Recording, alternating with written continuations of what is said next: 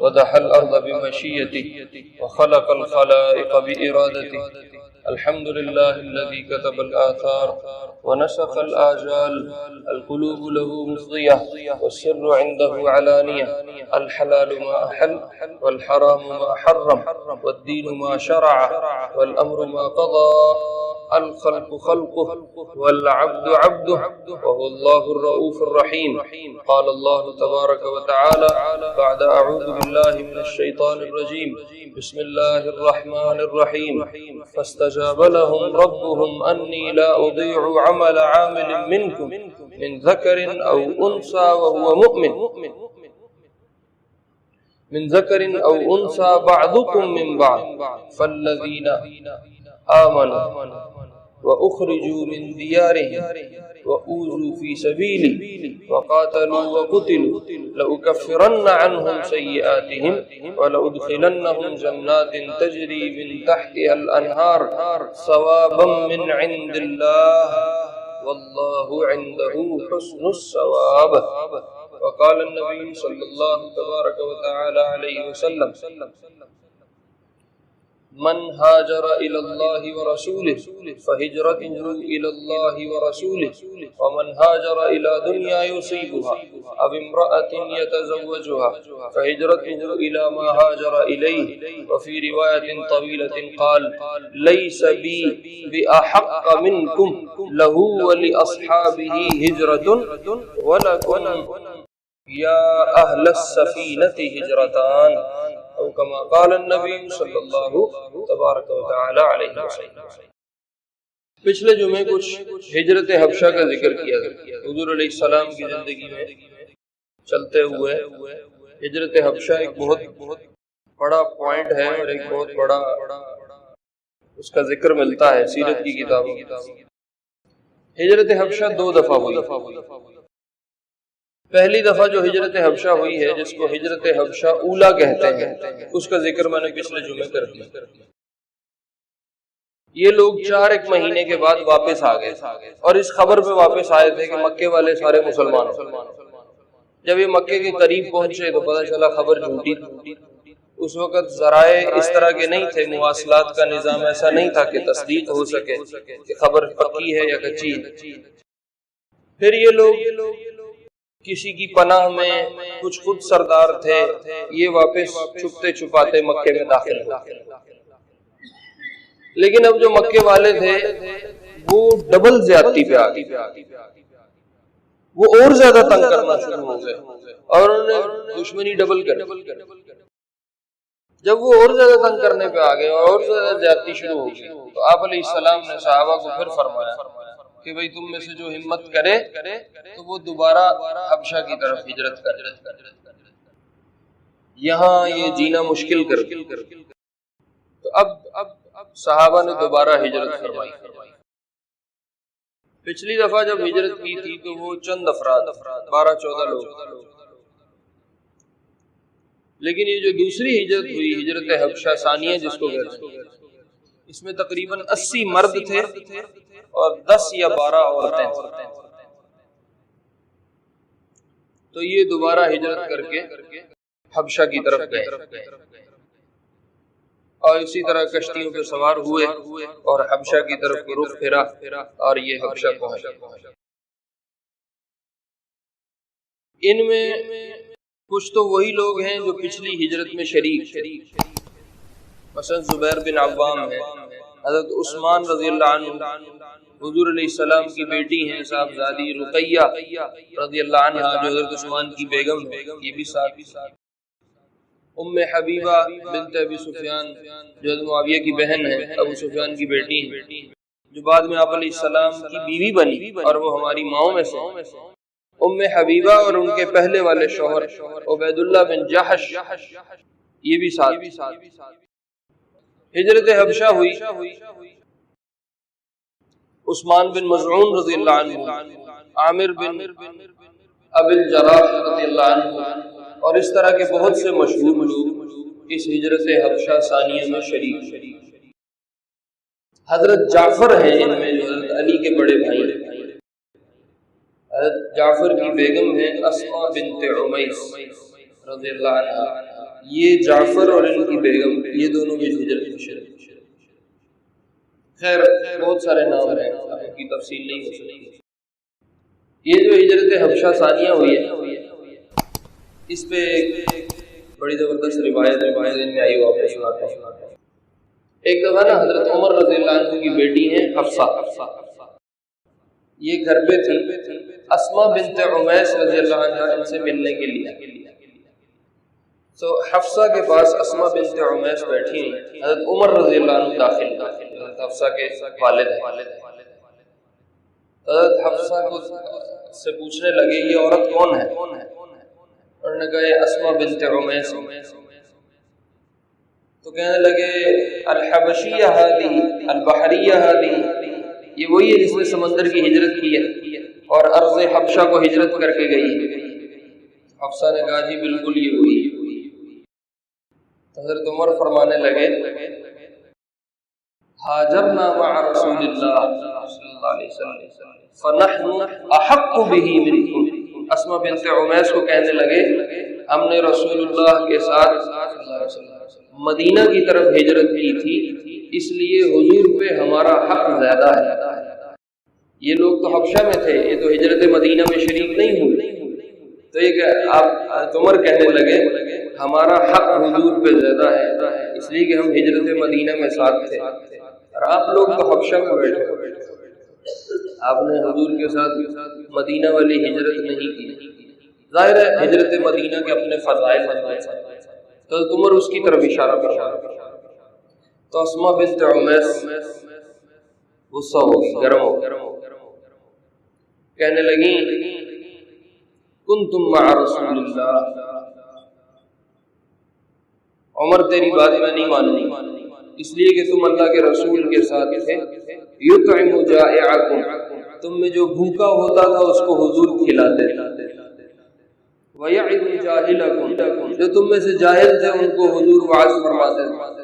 وَكُنَّا فِي أَرْضٍ بُعَدَاءَ بُغَضَاءَ فِي الْحَبْشَةِ، اور ہم وہ اتنی دور کی سرزمین میں تھے اور اتنی مبعوث سرزمین میں تھے جو حبشہ کی تھی.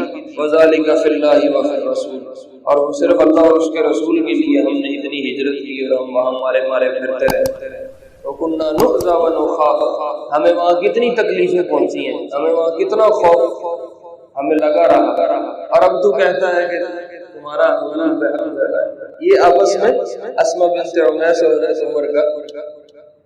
تو اسماء بنت عمیس جلال میں کہنے لگی ای واللہ لا آکل طعاما ولا اشرب شرابا حتى اذکر ما قلت لرسول اللہ. عمر یہ جو تم نے باتیں کی ہیں جب تک میں حضور کو نہ بتا لوں، نہ میں کھاؤں گی نہ میں پیوں گی، میں اس پر قسم اٹھاؤں. کم گرم ہو. حضرت عمر اور اسماء بنت عمیس حضور کے پاس آ گئے اور اسماء بنت عمیس نے پوری بات جو حضرت عمر کے ساتھ ہوئی تھی پوری آپ علیہ السلام کو اور کہا لا اکذب ولا ازیح فی، نہ اس میں جھوٹ بول رہی ہوں، نہ اس میں بات گھڑ رہی ہوں، نہ کم کر رہی ہوں نہ زیادہ کر رہی ہوں. جتنی بات عمر سے میری ہوئی ہے یا رسول اللہ اتنی آپ کو بتا دیں. تو آپ فرمانے لگے لیس بی احق بی منکم، یہ عمر اور اس کے جتنے ساتھی ہیں میرے پہ ان کا حق تم سے زیادہ نہیں ہے. لہو ولی اصحابہ ہجرت الواحدہ، عمر ہو یا اس کے ساتھی ہوں انہوں نے ایک ہجرت کی. وَلَكُمْ أَهْلَ السَّفِينَةِ ہجرتان، کشتی والوں تم نے دو ہجرتیں کرتے. تو یہ ہجرت حبشہ ثانیہ میں حضرت جعفر کی بیگم ہے اسماء بنت عمیس، یہ دونوں بھی گئے. جب یہ وہاں پہنچے نجاشی کے پاس تو مکے والوں نے مشورہ کر کے اپنے دو بڑے ذہین لوگوں کو تیار کیا کہ وہ ان کے تعاقب میں پیچھے حبشہ جائیں اور ان کو وہاں بادشاہ سے لے کے آئیں. تو عمر بن عاص رضی اللہ عنہ بعد میں بڑے صحابی بنے، اس وقت بڑے سردار تھے مکے میں اور بادشاہوں سے میل ملاقات اور سفارت کا کام ان کو بڑا اچھا تھا. تو مکے والوں نے ان کا چناؤ کیا اور دوسرے عبداللہ بن ابی ربیعہ یہ بھی بعد میں صحابی بنے رضی اللہ عنہ، یہ بھی اس وقت تک مسلمان نہیں تھے، ان کو ساتھ چنا. ان دو لوگوں کا ایک وفد بنایا اور ان کو حبشہ روانہ کیا کہ تم پیچھے جاؤ اور نجاشی سے بات کر کے جو ہمارے لوگ یہاں سے گئے ان کو لے کے۔ اب یہ لوگ تعاقب میں پیچھے حبشہ پہنچے۔ اچھا، ان لوگوں نے جو آج کل کا ہمارا ایک سفارتی نظام ہے، جو پروٹوکولز اس میں دیکھے جاتے ہیں، فالو کیے جاتے ہیں، وہ سارے پروٹوکول اس زمانے میں انہوں نے فالو کیے۔ کیسے؟ ایک تو انہوں نے مہنگے مہنگے ہدایا اور تحائف اکٹھے کیے اور وہ لے کے مکے سے یہ گئے ہیں۔ آپ یہ خبروں میں سنتے رہتے ہیں وفود کا تبادلہ ہوتا ہے، ایک ملک کا وفد آیا، دوسرے ملک کا وفد گیا، وہاں کا وزیر خارجہ آیا، یہاں کا وزیر خارجہ گیا، افسران کا آپس میں تبادلہ ہوتا ہے، تو پھر تحائف دیتے لیتے ہیں، کچھ ہدیے آتے جاتے ہیں۔ تو یہ عمر بن عاص اور عبداللہ بن ابی ربیعہ، ان دونوں نے بڑے مہنگے قسم کے تحفے اور ہدیے لیے مکے سے، اور یہ لوگ حبشہ گئے۔ یہ دو بندوں کا وفد حبشہ گئے۔ انہوں نے جاتے ہی بادشاہ سے ملاقات نہیں کی، پہلے اس کے وزراء سے ملاقات کی، جو اس کے دربان تھے، اس کے درباری لوگ تھے، ان سے ملاقات کی۔ پھر پرانے زمانے میں بادشاہوں کا جو دربار ہوتا تھا اس میں ایک طرف وزراء ہوتے تھے اور ایک طرف علماء ہوتے تھے، جو ان کے مذہب کے، ان کے دین کے بڑے ہوتے تھے، ان کو اپنے ساتھ بٹھاتا تھا۔ تو ایک طرف وہ چونکہ نصرانی تھا، عیسائی تھا بادشاہ، تو ایک طرف نصارہ کے بڑے بڑے علماء بیٹھے ہوئے، نصرانیت کے، عیسائیت، اور ایک طرف اس کے وزراء اور وہ بڑے بڑے لوگ بیٹھے ہوئے، ان کو بطریق کہتے ہیں، بطریق۔ تو بہت سارے بطارقہ بیٹھے ہوئے۔ انہوں نے جا کے پہلے بادشاہ سے ان سے ملاقاتیں کی اور جو ہدیے اور تحفے لے کے گئے تھے وہ ان کو دیے اور پیش کیے، اور ان کو اس بات پہ تیار کیا کہ کل جب ہم بادشاہ سے ملیں اور جو ہم مطالبہ کریں آپ لوگ ہماری تائید کریں تاکہ ہماری بات مانی جائے، اور جن بندوں کو ہم لینے آئے ہیں بادشاہ ہمیں وہ دے۔ یوں انہوں نے پہلے پورا ماحول بنا کے اگلے دن بادشاہ سے دربار میں ملاقات کی، اور بادشاہ کو بھی بڑے ہدیے دیے، اکرام کیا، تحفے تحائف دیے۔ یہ جو نجاشی ہے، یہ حبشہ کا جو بادشاہ تھا، اس کا لقب نجاشی، اس کا نام اصحمہ ہے۔ پرانے زمانے میں جو بادشاہ ہوتے تھے ان کے لقب مشہور ہوتے تھے، جیسے فرعون لقب ہے، نام نہیں ہے، کسرا لقب ہے، نام نہیں، قیصر لقب ہے، نام نہیں۔ روم کے جو بادشاہ ہوتے تھے ان کو قیصر کہتے ہیں، جو فارس کے ایران سائیڈ کے بادشاہ ہوتے تھے ان کو کسرا کہتے ہیں، جو مصر سائیڈ کے بادشاہ ہوتے تھے یہ فرعون کہلاتے ہیں، تو جو حبشہ کے بادشاہ ہوتے تھے یہ نجاشی کہلاتے ہیں۔ ان نجاشیوں میں ایک نجاشی ہے جن کا نام اصحمہ ہے، یہ اس وقت کا بادشاہ تھا جب ہجرت حبشہ ثانیہ ہوئی۔ ان سے ان کی ملاقات، تو بغیر کسی تمہید کے اور بغیر کسی خطبے کے عمر بن عاص کہنے لگے کہ ہم آپ کے پاس ایک مطالبہ لے کے آئے ہیں، آپ ہمارا وہ مطالبہ پورا کر دیں۔ بادشاہ نے کہا کیا مطالبہ ہے؟ کہا ہماری قوم کے کچھ لوگ ہیں بالکل جاہل ہیں اور وہ اپنوں سے ہی منہ پھیر گئے اور وہ اپنا علاقہ چھوڑ کے تیرے پاس آ گئے۔ ہم یہ چاہتے ہیں کہ آپ نہ ان سے ملاقات کریں، نہ آپ ان سے بات کریں، بس آپ ان کو ہمیں دے دیں اور ہم ان کو لے کے اپنے وطن، اپنے علاقے میں واپس جانا چاہتے ہیں۔ نجاشی نے کہا ایسے ممکن نہیں ہے کہ کوئی قوم اپنا علاقہ چھوڑ کے میرے پاس آئے اور میں ان کو سنے بغیر ان کے دشمنوں کے حوالے کر دوں، ایسے نہیں، ان کے مخالفین کے حوالے کر دوں، یہ نہیں ہو۔ تم رکو، ان کو بلواتے ہیں، مجھے ان کی بات سن لینے دو، اگر معقول ہوئی تو میں تمہیں دے دوں گا، انہیں لے جانا۔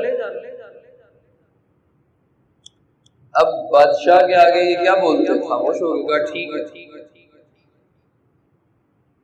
تو نجاشی نے اپنے غلام کو بھیجا کہ جاؤ ان کو، یہ جو مکے سے کچھ لوگ آئے ہیں ہجرت کر کے 80 82 یا 90 افراد، ان کو لے کے آؤ۔ جہاں ان کو ٹھہرایا ہوا تھا وہاں سے ان کو بلوا لیا۔ جب یہ قاصد صحابہ کے پاس آیا کہ آپ کو بادشاہ بلا رہے ہیں، تو انہوں نے پوچھا کیوں بلا رہے ہیں؟ کہا وہ مکے سے تمہارے پیچھے لینے والے آ گئے اس لیے بلایا۔ تو انہوں نے آپس میں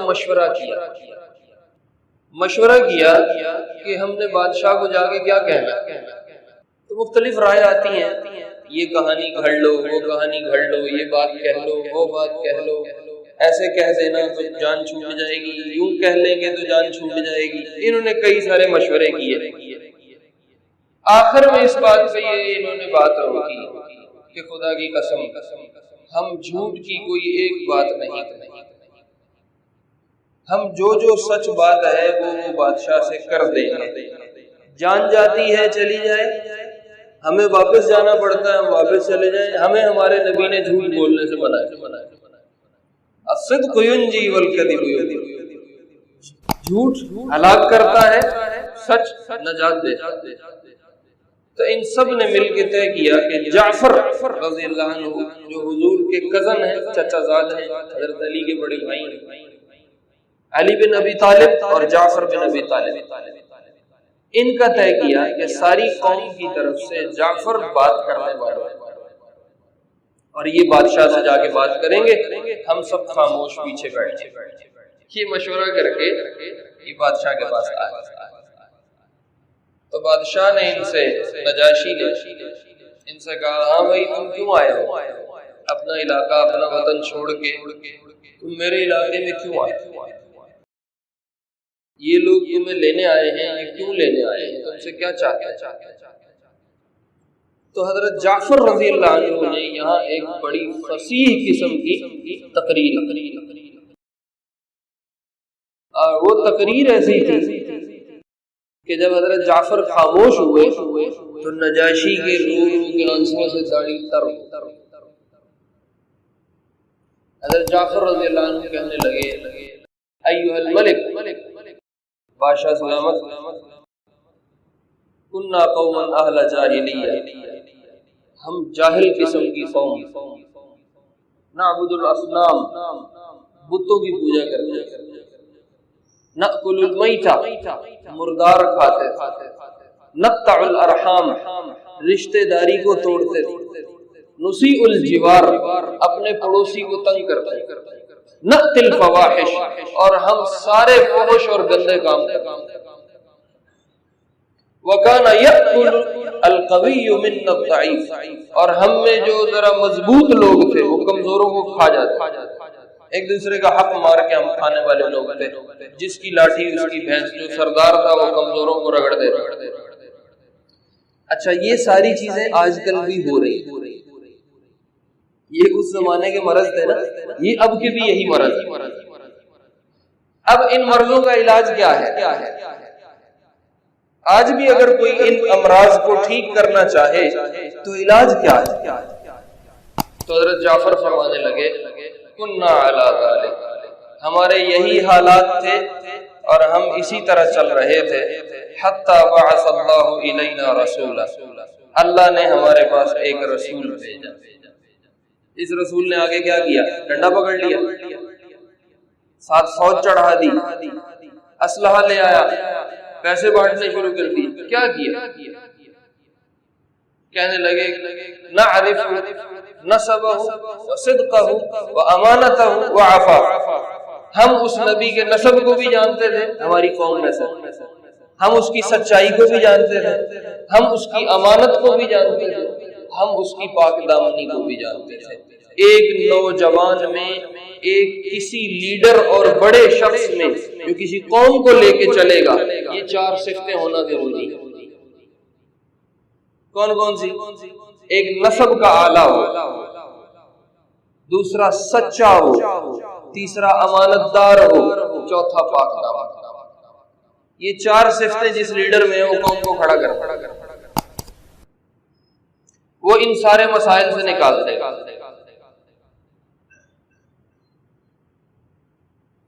کہنے لگے فَأَمَرَنَا لِنُوَحِّدَ اللَّهَ وَنَعْبُدُهُ وَنَخْلَعَ مَا كُنَّا نَعْبُدُ وَآبَاؤُنَا مِن دُونِهِ مِنَ الْحِجَارَةِ، اور اس نے آگے ہمیں یہ کہا کہ ہم اللہ کو ایک مانیں اس کی عبادت کریں، اور جتنے بتوں کی ہم اور ہمارے آباء و اجداد پوجا کرتے رہے ہم ان کو چھوڑ دیں۔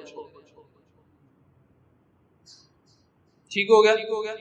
وَأَمَرَنَا بِصِدْقِ الْحَدِيثِ وَأَدَاءِ الْأَمَانَةِ وَحُسْنِ الْجِوَارِ وَصِلَةِ الرَّحِمِ، اور اس نبی نے آ کے ہمیں حکم دیا کہ ہم سچ بولیں۔ کسی قوم کو اندھیرے سے نکالنا ہے تو پہلی چیز اللہ کی عبادت کے بعد جو کسی قوم کے ذمے پڑتی ہے وہ سچ بولنا۔ یہ حضرت جعفر کی نپی تلی تقریر، اور یہ ہمارے آج کے سارے مسائل کا حل ہے۔ ہم مجموعی طور پہ جھوٹ پہ آ چکے ہیں۔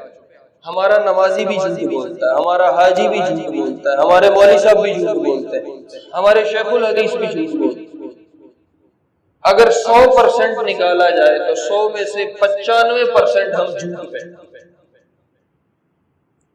رمضان میں بھی جھوٹ نہیں چھوٹتا، مسجد میں بھی جھوٹ نہیں چھوٹتا، ہر سال نفلی عمرہ ہو رہا ہے پھر بھی جھوٹ نہیں چھوٹتا، خود حج کر لیے، نوکروں کو حج کروا دیے، جھوٹ نہیں چھوٹتا۔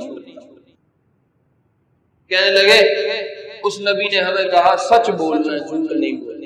ادا الامانہ، جو امانت تمہارے ذمے ہے اس کو ادا کرنا ہے، امانت والے تک اس کو پہنچانا۔ کتنی دیانت موجود ہے ہمارے دفتروں میں، کتنی امانت موجود ہے ہماری کرسیوں، ہمارے منصبوں میں، ہمارے وہ لوگ جو سرکاری کھاتوں میں چل رہے ہیں، کیا امانت؟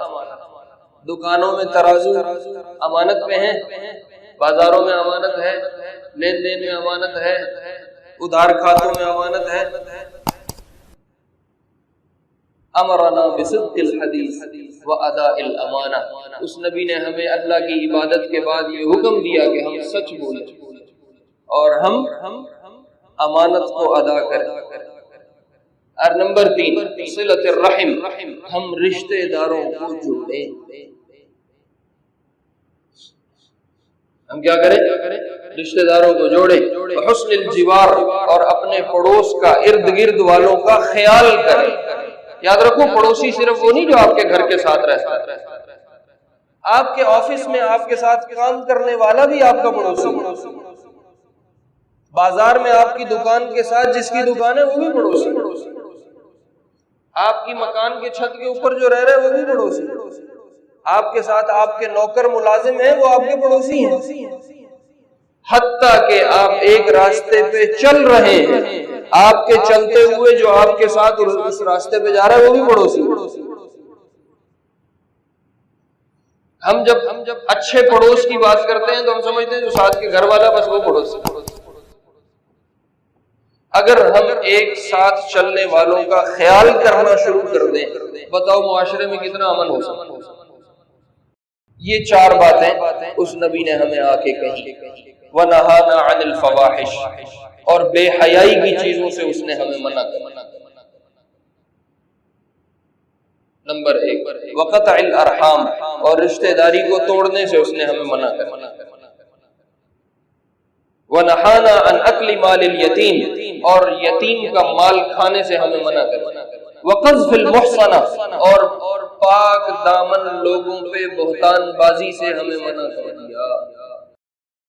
بہتان بازی صرف یہ نہیں ہے کہ آپ کسی پہ زنا کی تہمت لگا دو تو بہتان ہو، آپ کسی بھی قسم کا جھوٹ کسی پہ باندھ دو وہ بہتان ہے۔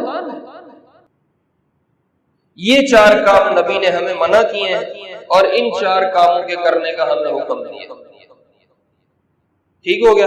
تو کہا صدقناہ، ہم نے اس نبی کی بات کو مان لیا، آمنا بہ، ہم اس پہ ایمان لے آئے، واتبعناہ علی ما جاء بہ، اور جو قرآن، جو احکام، جو دین وہ نبی ہمارے پاس لے کے آیا تھا اس پہ ہم نے اس کی اتباع کر لی، ہم اس کے پیچھے چل پڑے۔